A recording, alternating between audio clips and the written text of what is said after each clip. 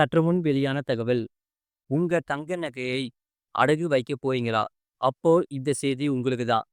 நீங்க நம்ம சேனல சப்ஸ்கிரைப் பண்ணாம இருந்தீங்கன்னா, மறக்காம லைக் பண்ணிக்கோங்க. சப்ஸ்கிரைப் பண்ணிக்கோங்க.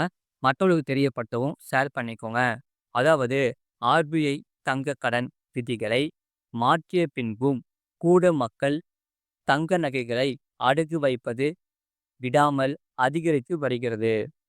தங்க நகை கடன் வைக்கும் அளவு 103% மடங்கு உயர்ந்து உள்ளது. குறிப்பாக 1,00,000 கோடியே இருந்த 1,00,000 கோடியாக இருந்த தங்க நகை கடன் மார்க்கெட் தற்போது 2,25 லட்சம் கோடியாக உயர்ந்து உள்ளதாம். அதிலும் கடந்த 3 மாதங்களில் தங்கம் அடகு வைப்பவர்களின் எண்ணிக்கையை விடாமல் உச்சத்தை அடைந்து வருகிறது. இந்திய ரிசர்வ் வங்கி சார்பாக தங்க கடன் வழங்குவது தொடர்பான புதிய வரைவு ஒழுங்குமுறை விதிகள் 2 வாரங்களுக்கு முன் வெளியிடப்பட்டது. இதனால் தங்க லோன் வாங்குவதில் பல மாற்றங்கள் ஏற்பட்டு உள்ளது. அதாவது வங்கிகள், என்பிஎஃப்சிகள், கூட்டுறவு வங்கிகள் மற்றும் பிராந்திய கிராமப்புற வங்கிகள் போன்ற அனைத்து கடன் வாங்குபவர்களும் தங்க கடன் கொடுக்கும்போது இந்த விதிகளை பின்பற்ற வேண்டும் என்று அறிவிக்கப்பட்டு உள்ளது. தற்போதைய கடன் வழங்கும் நடைமுறைகளில் காணப்படும் குறைகளை நிவர்த்தி செய்யவும், வேகமாக பாதுகாப்பாக கடன்களை வாங்கவும் வசதியாக இந்த விதிகள் மாற்றப்பட்டுள்ளதாக ரிசர்வ் வங்கி கூறியுள்ளது. தங்க கடன் விதிமுறைகள் கடனளிப்பவரின் ரிஸ்க் மேனேஜ்மெண்ட் அடிப்படையாக வைத்தே வழங்கப்பட வேண்டும். தங்கத்தின் மதிப்பு எப்படி உள்ளது மற்றும் அதன் தூய்மை எப்படி உள்ளது என்பதை மதிப்பிட வேண்டும். அதேபோல மதிப்பிட்ட பின்பே தங்க கடன் வழங்கப்பட வேண்டும் என்று ஆர்பிஐ தெரிவித்துள்ளது. முறையான கடன் மதிப்பீடு செய்த பின்பே தங்க கடனை வழங்க வேண்டும். கடன் வழங்குபவர்கள் தங்கத்தின் பின்புலத்தை ஆய்வு செய்ய வேண்டும். திருட்டு நகைகள் அடகு வைப்பதை தவிர்க்க வேண்டும் என்று அறிவுறுத்தப்பட்டுள்ளது. அதேபோல தங்க நகை கடன் புதுப்பித்தல்கள் மற்றும் டாப் அப்கள் தங்க நகையின் மதிப்பிற்குள் இருந்தால் மட்டுமே செய்யப்பட வேண்டும். அதாவது கடன் வாங்குபவர் அதை திருப்பி மீட்கும் தகுதி உள்ளவராக இருந்தால் மட்டுமே தங்க நகை கடன் வழங்கப்பட வேண்டும். தங்க கடனுக்கான வட்டியை ஒருவர் முழுமையாக செலுத்துகிறாரா என்பதை மாதம் மாதம் கண்காணிக்க வேண்டும். அதாவது தங்க நகையை காட்டி அட்வான்ஸ் கடன் வாங்க அனுமதிக்க கூடாது. அதேபோல தங்கத்தின் உரிமையாளர் யார் என்பதில் சிக்கல் இருந்தால் அவர்களுக்கு நகை கடன் வழங்கக்கூடாது. தங்க நகைகளை 1 வருடம் முடிவதற்குள் கண்டிப்பாக திருப்ப வேண்டும். 1 கிலோவுக்கு மேல் ஒரே நேரத்தில் தங்கத்தை அடகு வைக்க அனுமதிக்க கூடாது என்று ஆர்பிஐ வெளியிட்ட புதிய விதிகள் தெரிவித்துள்ளன. அதேபோல இந்த புதிய விதிமுறை அமலுக்கு வரும் பட்சத்தில் வங்கிகள் அல்ல நகை அடகு கடைகள் பாதிக்கப்பட்ட வாய்ப்பு உள்ளதாக பொருளாதார வல்லுநர்கள் தெரிவித்து உள்ளன. அதாவது இவர்கள் நகைகளை பராமரிக்க முடியாமல் போகலாம். இனி நகைகளை அடகிற்கு எடுக்க முடியாமல் போகலாம். இன்னும் சில நகை அடகு கடைகள் இந்த விதிகள் காரணமாக மொத்தமாக மூடப்படும் நிலை கூட ஏற்படலாம்.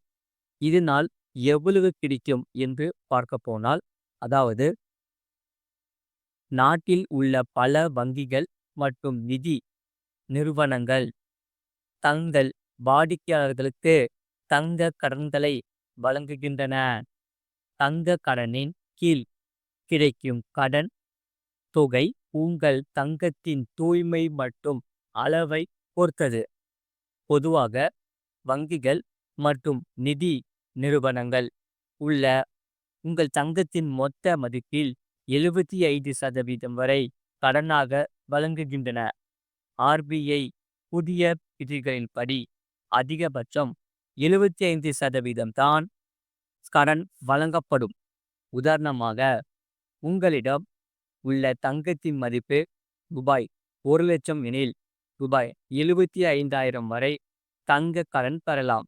தங்க கடனுக்கான தற்போதைய வட்டி விகிதங்கள் 8% இருந்து தொடங்கி 24% வரை செல்லலாம். இது தவிர வங்கிகள் மற்றும் நிதி நிறுவனங்களும் தங்க கடனுக்கான செயலாக்க கட்டணத்தை வசூலிக்கின்றன. அதேபோல உங்களிடம் 5 கிராம் 25 கேரட் தங்கம் இருந்தால் ரூபாய் 30,350 வரை கடன் பெறலாம். அதேபோல் 5 கிராம் 22 கேரட் தங்கம் இருந்தால் உங்கள் ரூபாய் 27,820 வரை கடன் பெறலாம்.